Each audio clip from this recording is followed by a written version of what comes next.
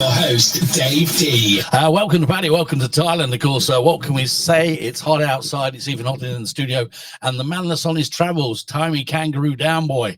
It's Ken Webster live in the studio. Welcome to the studio, Ken. Hi Dave. Yeah, nice to see you. What can I say? It's been a bit of a trek so far. Yeah, you could say that. I set off on January the 22nd from St Pancras in London. And so far, what would you say? I mean, what are you now? 3/4 of the way through? Halfway through? I would say 3/4. I go from here. I go to Bangkok, from Bangkok to Singapore, Singapore to Kuala Lumpur down to Bali, and then over to Australia.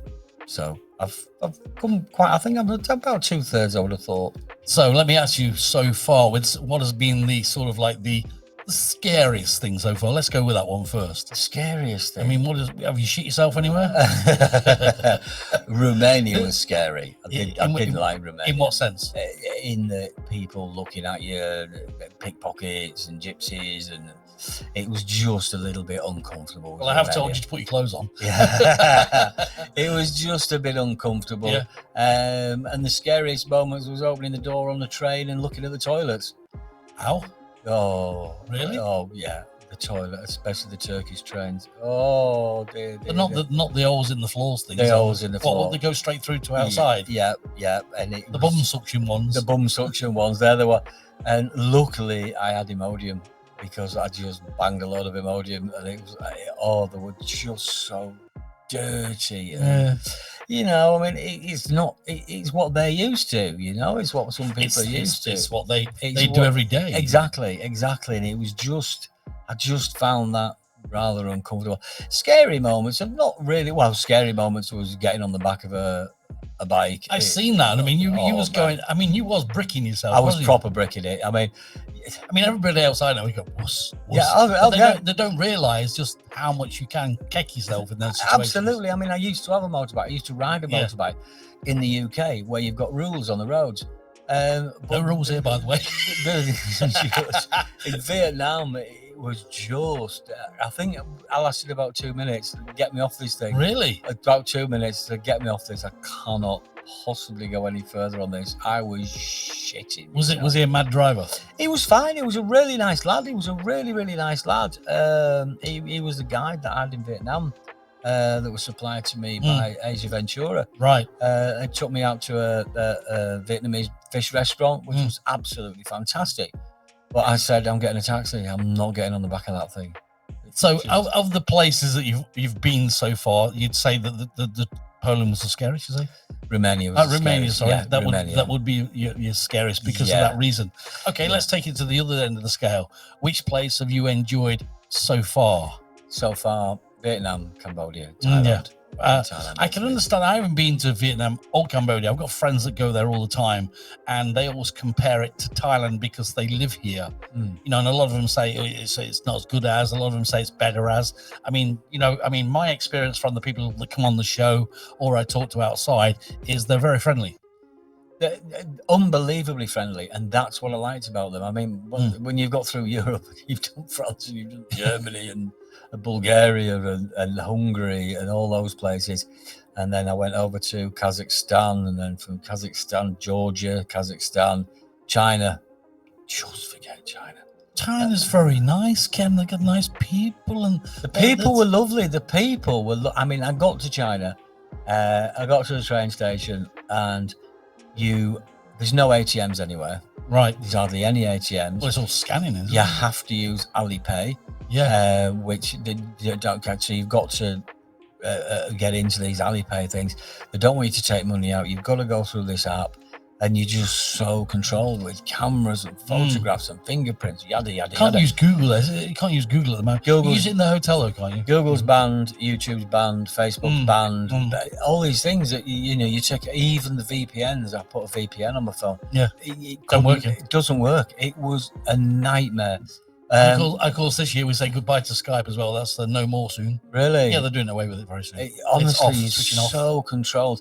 And this guy at the train station, he said, "What's up?" I said, "I've got no money and I need to get to my taxi." I said, "I've got no internet because I've got no local SIM card." Right. So I'm really stuck, and he gave me 20 quid. Wow. Just some Chinese fella said, he said, that's what we do in China. We help people. And he gave me 20 quid and he really got me out of a massive hole. Let's remind myself to go over to China for 2 weeks holiday and go around telling everybody I got no money. Yeah. So, but I loved the people. The people were lovely, but the country, I had a great time. I went to Urumqi, I did Beijing, I did Nanning and Kunming, and the people were Did you lovely. go on the bullet chain, by the way? Did you go No. I went. I've been on that once. I went on some tin can. But saying that, there was a penis train, and what do you call it? A penis train? A penis train, train. a cock train. But again, the people were lovely, on my way to, I can't remember where I was going, from Cumling to somewhere else to the border. There was a young lad on there and he was with his dad and he said, can I come and sit next to you? I thought, it's a bit strange. But he was learning English and he just wanted to talk to somebody in English, and 4 hours or so. I mean, you're definitely putting yourself through it. I mean, you do what you're doing, of course, is for a great cause, of course, which is the house. What, Brian House children's charity. Yeah, great. But yeah, I mean, like everybody that sort of sent messages to you, golfing over in the UK, he sends messages, and of course your friends do. Is a big supporter of yourself, and of course I am. But everybody else that we sort of see and speak to, they go, he's nuts. He's nuts. What's he doing? What's he doing it for? And then to make it even worse, you stay in the worst shitholes there is. Oh, I've stayed in. Hey? Well, I mean, my idea was to do, you see, I've done charity stuff for Brian House before. I did a 42-mile bike ride when I've not been on a bike since I was 16. I did that a couple of years ago. And I didn't want to come across as one of these people that's just constantly asking for money for charity. So I thought, how do I devise a way where I can raise money for Brian House, because Brian House needs £1.6 million a year to stay open. Wow. The British government give them less than £200,000. It's a hospice. We shan't say where the rest of it goes, but exactly. It's a hospice for children that are dying, for children that have got life-shortening illnesses, and the parents, want, it's a bit of respite for the parents and stuff. So I thought, how can I raise money for that? So I thought, right, okay, bottle of Jack Daniels. Right, I know what I'll do. I'll get to Australia without flying. So did you throw a dart at the map? I know. I just necked a bottle of Jack Daniels, and then I put it on social media. This is what I'm going to do. Yeah. And I woke up in the morning, bing, bing, bing, what the bing. What the fuck am I starting here? So by that time, it was too late. Can't back out. And I thought, what I'll do is I will start a YouTube channel. Yeah. And all I want people to do is to like, subscribe, and watch the videos. That's all I want them to do. Yeah, sure. And then eventually it's going to get monetized. From there you can monetize it. Exactly.